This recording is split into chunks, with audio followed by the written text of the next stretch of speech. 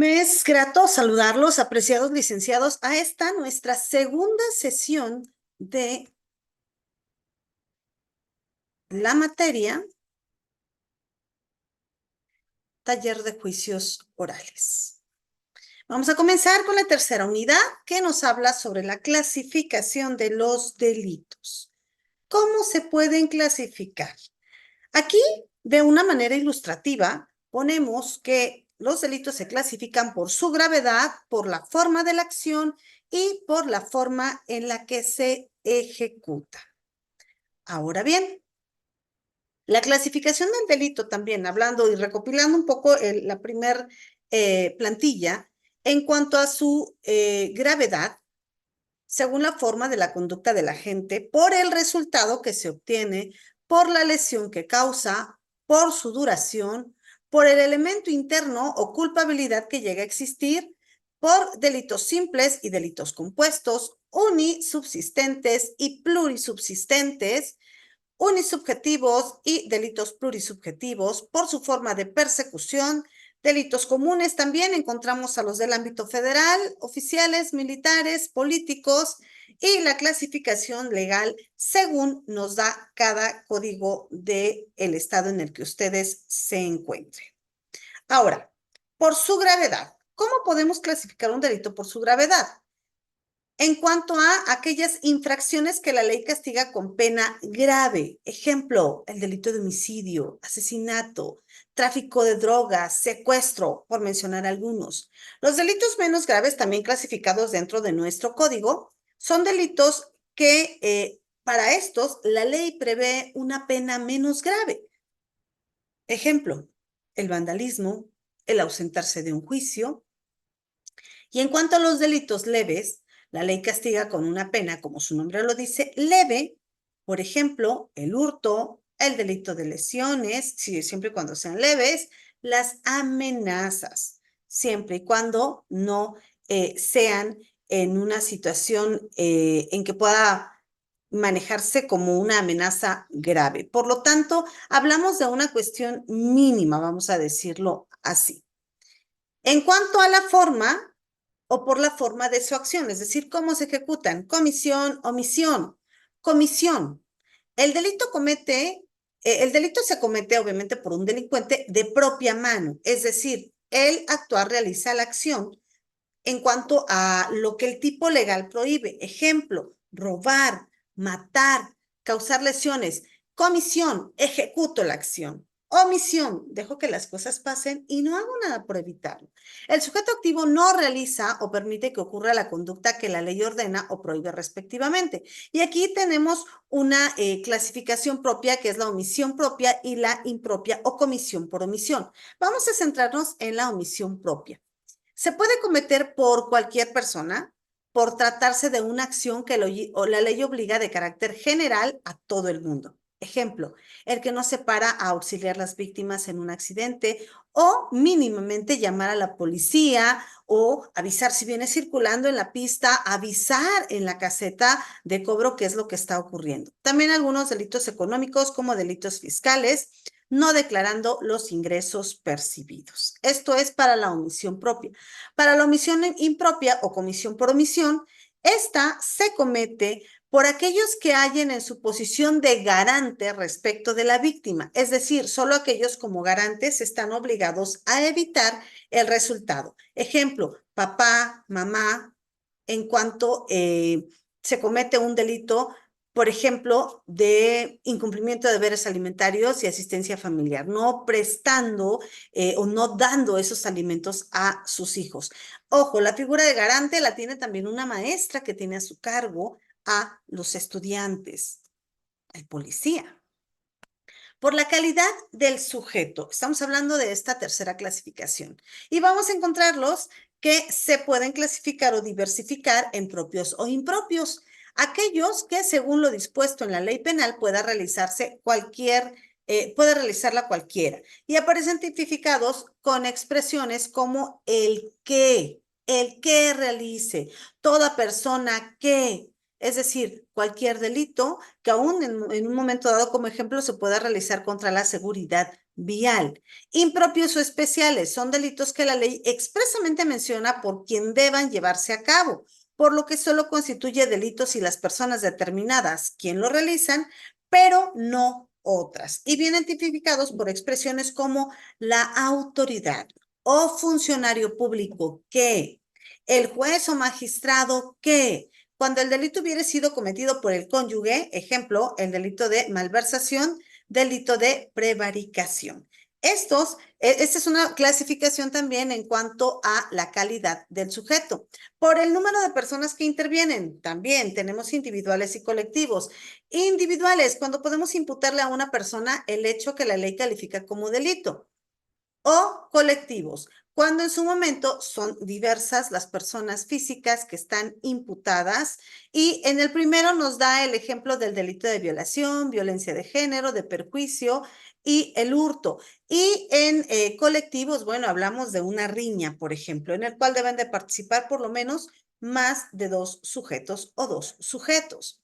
Por la forma procesal o perseguibilidad, tenemos públicos, semipúblicos y privados, como ustedes pueden verlos aquí.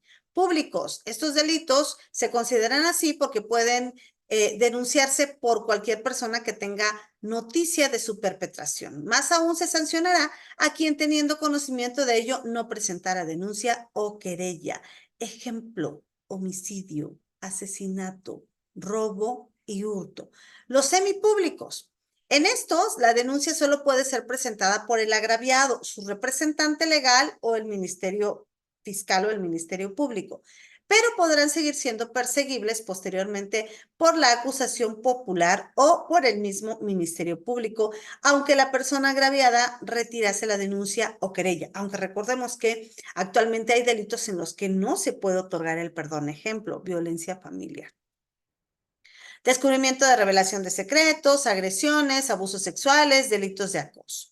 En cuanto a los privados, estos delitos solo son perseguibles a instancia del perjudicado por sí mismo o mediante su representante legal. Y si posteriormente el perjudicado se aparta del procedimiento, se pondrá fin al mismo. Ejemplo, injurias y calumnias. Verifiquen ustedes los tipos de delitos para que vean entonces por qué se pueden clasificar de esta forma, sobre todo por la responsabilidad de la persona que está involucrado en ello. Por la forma de ejecución, instantáneos, permanentes y continuados. Instantáneos, al momento se realiza la acción y en ese momento se produce la consumación del delito. Ejemplo, el homicidio, el robo, el hurto.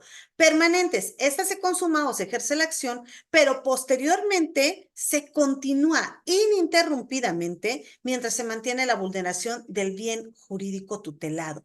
Ejemplo, el rapto, el delito de abandono de familia. Continuos. El autor lleva a cabo una serie de actos idénticamente vulnerables, sucesivos o simultáneos para alcanzar un único resultado y configurar en sí mismo un delito. Es decir, el sujeto comete una serie de acciones que constituyen ejecuciones parciales de un solo delito, quedando consumado con aquel a ejecutar las acciones. Ejemplo, robar a alguien el dinero que tiene guardado en euros, en pesos, etcétera, en dólares, cada día durante 5 años. Envenenar a una persona, dándole pequeñas dosis de determinado producto. Por eso hablamos de continuados. La acción permanece. Flagrantes, conexos o compuestos. Esta es otra clasificación del delito y en el flagrante, pues obviamente entendemos que el sujeto activo consuma el delito en público, existiendo testigos que lo presenciaron al tiempo que lo cometía o es descubierto al instante o al acabar el cometer el hecho punible. Ejemplo, estos ladrones que son sorprendidos saltando por la ventana.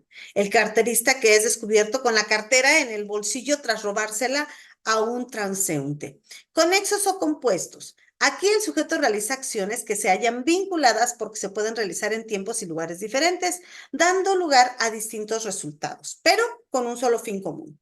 Romper una ventana, ¿pero con qué fin? Para robar algo de su interior. Robar una llave para abrir el candado de la caja fuerte, robar la llave de un vehículo para posterior ubicar el vehículo, sobre todo con el sonido de la alarma, y llevárselo. Por el bien jurídico tutelado, los vamos a encontrar también desde su perspectiva simple y complejo. El simple, con este delito se vulnera un único bien jurídico protegido, la vida. Homicidio, asesinato serían los delitos. El complejo, con este delito se vulnera más de un bien jurídico protegido. Ejemplo, violar a alguien y después matarlo. Por las formas de culpabilidad, encontramos otra pequeña clasificación en cuanto a doloso, imprudente o preintencional. El doloso, tenemos toda la conciencia, el conocimiento, la voluntad de llevarlo a cabo y obviamente sabiendo que se va a producir un daño y derivado de ello, entonces actuamos con todo el dolo, homicidio, robar a alguien que está distraído. Imprudente, aquellos en los que no existe conocimiento y voluntad de que se produzca el resultado del daño, pero se produce la inobservancia de las normas de cuidado o diligencia, comúnmente exigidas sobrepasando el marco de la prudencia, también conocido como delitos culposos.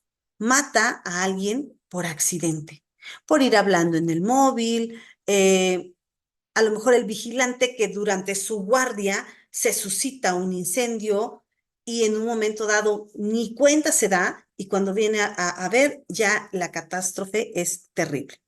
Preterintencional. Son aquellos delitos en los que el autor tiene dolo o intención de cometer un delito, pero acaba produciéndose un resultado que va más allá del querido por él y excede su voluntad. La persona que golpea a otra con intención de lesionarla y acaba causándole la muerte. Por el daño que causa, lesión, peligro. De lesión son aquellos delitos que exigen la producción de un daño hacia el bien jurídico tutelado de forma que si no existe lesión, no se consume el delito. Ejemplo, el homicidio, el maltrato, el robo. De peligro son estos delitos en los que se exige la producción de un daño, sino meramente que se ocasiona una situación de riesgo. Es decir, basta con que surja un riesgo general, es decir, un peligro abstracto o un riesgo específico, un peligro concreto, para que el delito quede consumado, incluso si no se llega a materializar el daño. Una conducción temeraria, un delito de alcoholemia. Por el resultado, es decir, por su fin último, formales o de mera actividad, son los delitos que solo exigen para su consumación la realización del acto u omisión del sujeto activo, ya que a lo que se sanciona es el comportamiento que se dirige a producir un resultado o que crea este riesgo. El falso testimonio, la violación, es decir, el allanamiento del domicilio. En cuanto a materiales o de resultado, tenemos que son aquellos que exigen para su consumación la producción de un resultado material o ideal como consecuencia de la conducta y diferenciada de ella en tiempo y espacio. Homicidio, como ejemplo, delito de daños o delito de lesiones. Pienso y materializo, realizo y llevo a cabo la conducta. Dentro de la clasificación de delitos vamos a encontrar a los delitos nacionales o delitos del fuero común. Tenemos el homicidio, el secuestro, el robo de vehículos, el robo a transportistas, el robo a negocio, el fraude y la extorsión. Estos son algunos ejemplos de los delitos nacionales. Los delitos del fuero común. Los del fuero federal, los del fuero común son estos que va a conocer como tal el Estado y los del fuero federal son aquellos en los que afectan la salud, la economía, el patrimonio y la seguridad de la nación, es decir, el bienestar de todos los mexicanos. Por ello, también tenemos delitos perseguibles por la FGE o por la FGR. En cuanto a la función de la materia, y de aquí vamos también a concretar lo que acabamos de explicar. Los comunes constituyen la regla general y son aquellos que se formulan en las leyes dictadas por las legislaturas locales. Por ejemplo, dentro de nuestros códigos nosotros podemos encontrar delitos, la mayoría de estos dictados por legislaturas locales y que al final del día es muy común, desafortunadamente, verlos. En los delitos federales son aquellos que se establece con las leyes expedidas por el Congreso de la Unión y que además tienen una ley especial para su aplicación, para su procedimiento. Los delitos también los vamos a encontrar en oficiales y militares y políticos. Hablemos de los oficiales, son los que comete un empleado o funcionario público en el ejercicio de sus funciones. El abuso de autoridad, por ejemplo, incluyendo altos funcionarios de la Federación, y podríamos citar en el número. Militares, afecta la disciplina del ejército. La Constitución mexicana prohíbe a los tribunales militares extender su jurisdicción sobre personas ajenas al Instituto Armado. ¿Por qué? Porque propiamente tienen sus propios delitos. Y podríamos verificar ahí, por ejemplo, el Código de Ética Militar, que también tiene que ver mucho con la cuestión en cuanto a conducta. Los políticos, estos no han sido definidos satisfactoriamente, pero se incluyen todos los hechos que lesionan la organización del Estado en sí mismo o en sus órganos o representantes. Ahora, nos toca hablar en este momento sobre la conducta y la ausencia. Vamos a comprender primeramente que la conducta es el primer elemento básico del delito y se define como este comportamiento humano, voluntario, positivo o negativo, encaminado a un propósito o a un fin, lo que significa que solo los seres humanos pueden cometer conductas positivas o negativas. ¿Por qué? Porque además tenemos raciocinio, ya sea una actividad o una inactividad respectivamente. Aquí vemos, por ejemplo, a Homero, que está siendo detenido. Bueno, sujetos del delito. El sujeto activo es el individuo que realiza la acción u omisión descrita por el tipo penal. Hay que distinguir entre sujeto activo y autor. El autor tiene la responsabilidad penal por el hecho cometido, en tanto que el sujeto activo es exclusivamente la persona que realiza la conducta. Uno lo maquina y el otro lo realiza. Ejemplo, el menor de edad que cometió un delito a consecuencia de la exigencia que realizó otra persona que sí goza de imputabilidad. Hace apenas unos días veía una nota donde, en efecto, utilizaban a un menor de edad para entrar y robar mercancía en una tienda departamental. Delitos de las personas morales a través de sus representantes. De acuerdo a este artículo, las personas morales serán responsables penalmente de los delitos que sean cometidos en su nombre o por su cuenta, en su provecho o exclusivo beneficio, por sus representantes legales y o administradores de hecho o derecho. Así también, las personas morales serán responsables por los delitos que cometan las personas sometidas a su autoridad como sus representantes legales. Es que yo no sabía, pero al final del día es su representante legal y por lo tanto tu persona moral llevas inmersa una obligación. Vamos a diferenciar algo bien importante también, que es la víctima y el ofendido. ¿Quién es la víctima? En este montón de delitos que hemos visto ahorita, ¿quién es la víctima? El sujeto pasivo que resiente de manera directa sobre su persona la afectación producida por la conducta delictiva. ¿Y quién será el ofendido?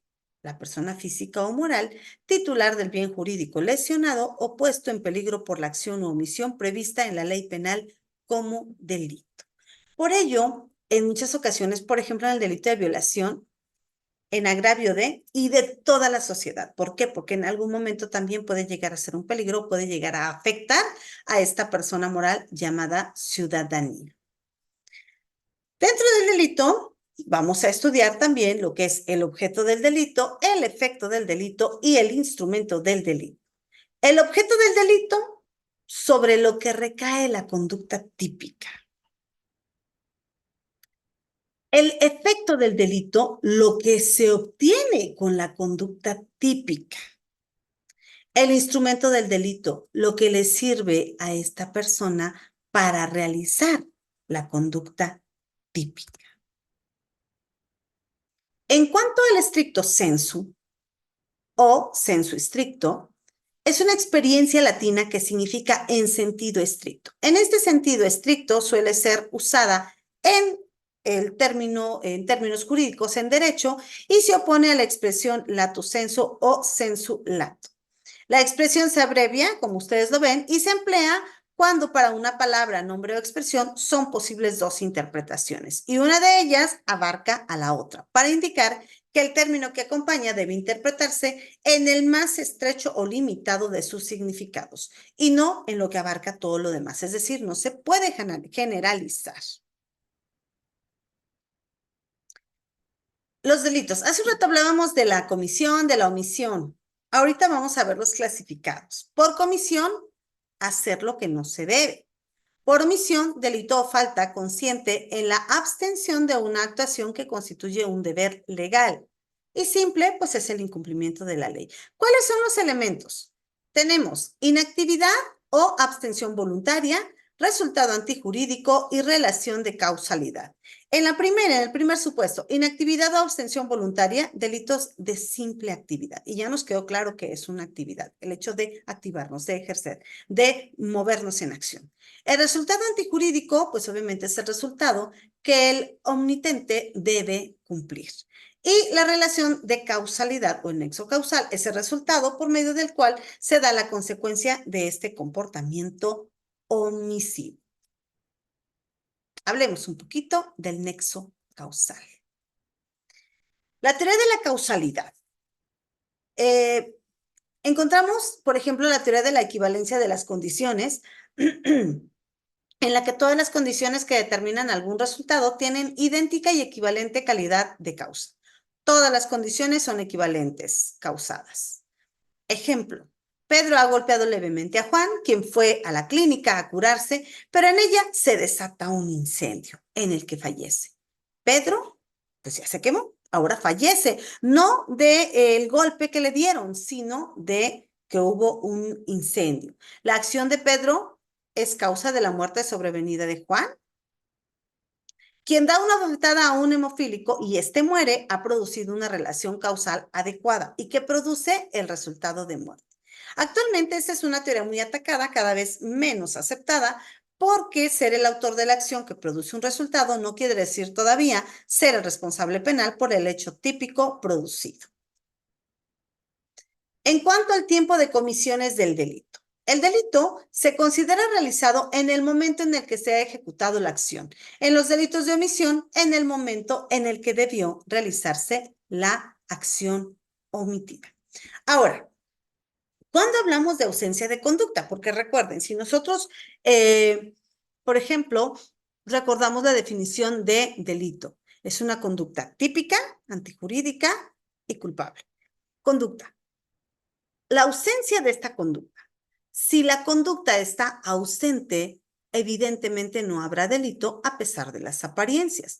La ausencia de conducta es uno de los aspectos negativos o impeditivos de la formación de la figura delictiva, por ser la actuación humana positiva o negativa la base indispensable del delito.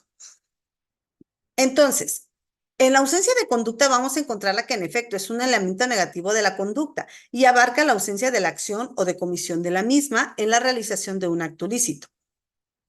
La ausencia de conducta se presenta por vis absoluta o fuerza física superior o irresistible, como ustedes lo pueden ver en pantalla. Vis mayor o fuerza mayor, movimientos, reflejos, el sueño, el hipnotismo, el sonambulismo. Pueden también en su momento dado tener ausencias de conducta. En cuanto a tipicidad y su ausencia, es decir, en cuanto al tipo legal. Ya hemos hablado. El tipo no es más que la descripción abstracta de la conducta prohibitiva que nos da la norma. Nuestro Código Penal nos da un catálogo muy amplio en cuanto a este tipo legal. Entonces, la tipicidad va a ser la adecuación o el encaje o el embonamiento a la subscripción del acto voluntario al tipo penal. Si se adecua, es indicio de que es delito. La tipificación es la criminalización de una norma de la cultura realizada por el legislador y establecida en una ley penal, para que veamos cómo tipo, tipicidad y tipificación tienen como tal un enlace, pero al final del día llegan a ser un tanto diferentes una de otra. En cuanto al principio de legalidad, ok, ya tenemos el tipo legal. Ahora, ¿cómo podemos señalar que es legal si se encuentra dentro del ordenamiento jurídico en cuanto a las normas o leyes del país? Entonces, todas las instituciones públicas y sus funcionarios deben someterse al ordenamiento jurídico, a las leyes y normas del país y solamente pueden realizar aquellos actos o prestar los servicios públicos que autorice al tal ordenamiento. Los funcionarios públicos no pueden atribuirse facultades no concedidas en la legislación. Es decir, todo el actuar, todo este engramaje que tenemos en cuanto a la legalidad debe de estar aplicada y adecuada a la norma. En el caso de que no esté, entonces no tenemos un principio de legalidad. En cuanto a la validez de la ley penal, la vamos a encontrar material, temporal, espacial y personal. Material, común local u ordinario, federal o excepcionalmente, militar o castrense. Temporal, en cuanto a la vigencia de la ley, prohibición de la retroactividad en perjuicio, y esto lo tenemos señalado en nuestro artículo 14 constitucional. Espacial, en cuanto a principios de extradición, expulsión, y hablamos de territorialidad y de extraterritorialidad. Personal, igualdad ante la ley, aunque de repente existen algunas excepciones. El derecho interno, por ejemplo, nos habla de la declaración de procedencia del fuero, y el derecho internacional en cuanto a inhumanidad. Los elementos del tipo. Seguimos hablando del delito. Tenemos elementos constitutivos, elementos subjetivos, elementos objetivos y elementos normativos. La imputación objetiva se le va a denominar así porque es aquella que delimita la responsabilidad penal por el resultado ya en el tipo objetivo. La fórmula básica que se utiliza para efectos de la imputación objetiva es la siguiente. Un resultado es objetivamente imputable cuando el autor ha creado un riesgo no permitido, el cual se realiza en el resultado típico en cuanto a su configuración concreta y se encuentra dentro del ámbito de la protección de la norma. La imputación subjetiva, este núcleo vital de la imputación subjetiva imprudente, se ubica en la cognoscibilidad, que es la exigibilidad del conocimiento del peligro. Conocemos. Se determina en cada paso concreto. Ejemplo, el autor debe prever que es peligroso suministrar un medicamento sin conocer las contraindicaciones. El agente debe prever que es peligroso conducir sin revisar los frenos. Otra característica del delito es el dolo y la culpa. Lo hemos venido señalando en minutos anteriores. Tenemos entonces una clasificación del dolo directo e indirecto y eventual, y de la culpa consciente e inconsciente. Un dolo directo es el conocimiento, es decir, existe la voluntad para realizarlo. Un dolo indirecto tenemos un conocimiento y por lo tanto también va de la mano la voluntad. En cuanto al dolo eventual, tenemos conocimiento, tenemos no voluntad y asume la producción de un resultado. En cuanto a la culpa, pues obviamente la tenemos consciente o inconscientemente bajo estos supuestos: conocimiento, no voluntad. Confiamos en que no ocurrirá el resultado, lo empujo y pensamos que no va a ocurrir el resultado, pero si lo estás aventando de 10, 15 escaleras arriba, pues obviamente puede ocurrir el delito. Inconsciente, que es el no conocimiento o la no voluntad. Personas, por ejemplo, que también llegan a ser incapaces, pues también llegan a ser inimputables. Hablemos ahora del error del tipo y del error de prohibición. Tenemos el error de tipo vencible e invencible. El vencible elimina el dolo, el invencible elimina el dolo y la culpa. Y el vencible puede llegar a ser subsistente en cuanto a culpa cuando existe la figura culposa correspondiente. Y también es vencible cuando existe un error de derecho o de subsisión, que es discusión sobre sus efectos. En cuanto al error de prohibición, vemos esta clasificación de invencible y vencible. El invencible elimina la culpabilidad, el vencible atenúa la culpabilidad.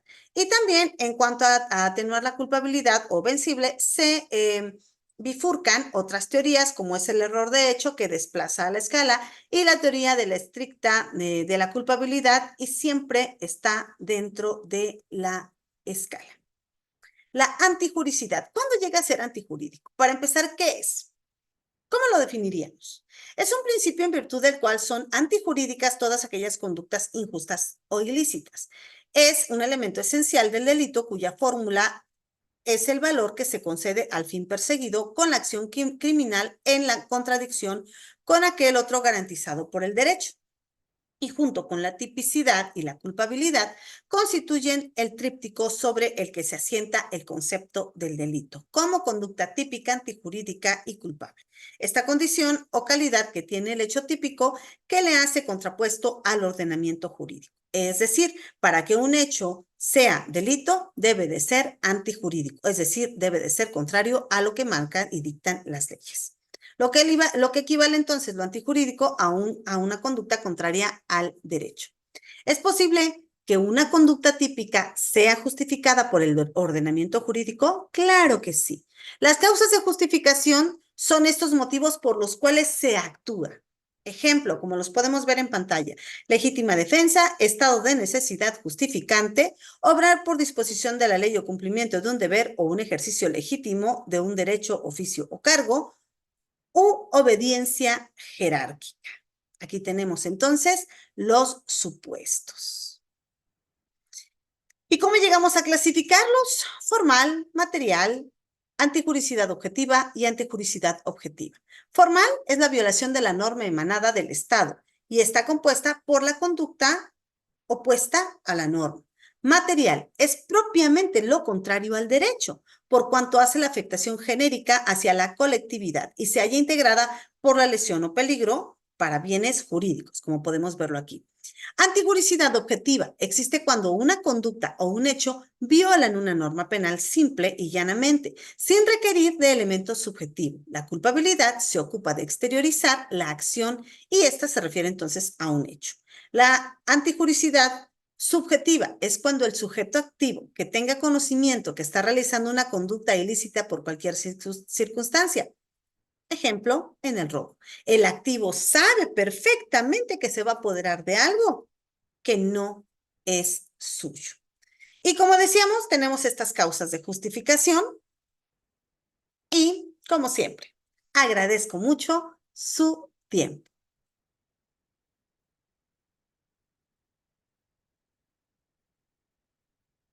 Que tengan muy buenas tardes.